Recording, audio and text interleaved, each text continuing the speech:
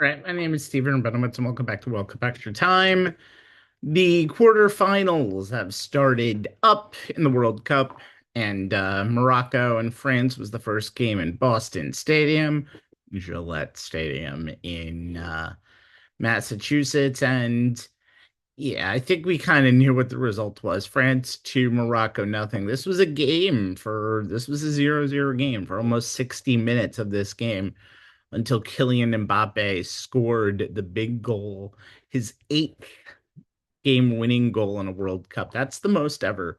Uh, but he scored in the 60th minute and got himself his 20th goal in 20 games in the World Cup. He's now tied for the Golden Boot. He did have a late injury scare in that game.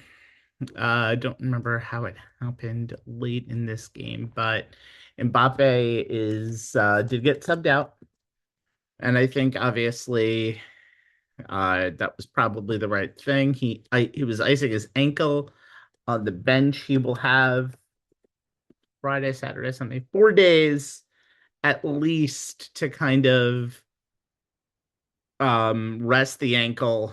But at that point, this game was pretty much done. It was in the 76th minute when he went down with to the ground from a play that was like far happening from him. Fans clapped as he left the field.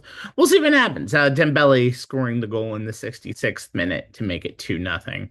This was a game where Morocco had to try to play defense almost the entire game, tried to make sure they got possession, and they did. They won the possession battle, but they only had one shot on target in the entire game. That was in the 84th minute.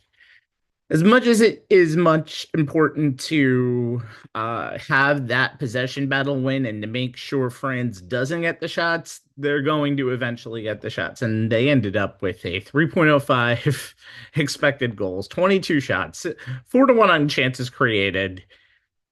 This was as it was Morocco playing the game that they had to, but France can play that game better.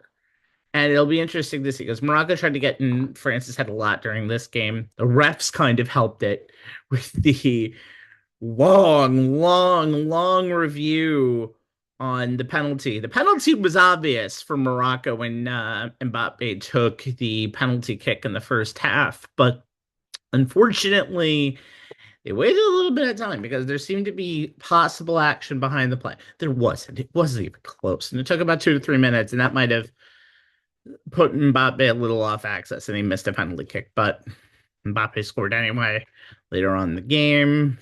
This was a pretty good game for France. It was a game that they kind of had a feeling that you kind of knew that they were going to look so formidable in this game. France doesn't lose in the knockouts. If you do, you have to take them to extra time or penalties, usually. The only time that they've done it pretty much in the modern era is in 2014 against Germany. That's it. So, France, you're going to need to have a superhuman performance to beat France, or France is going to need to be bad or even a little off their game. But if Mbappe is on 100% come Tuesday against what could very well be the European champions in Spain or Belgium, who is clicking at the right time, who knows? This could still be a World Cup. But right now, if it's not France, who is the favorites going into the Final Four, who is pretty simple stuff. We'll talk about some more stuff tomorrow. We'll be back after the Spain-Belgium game.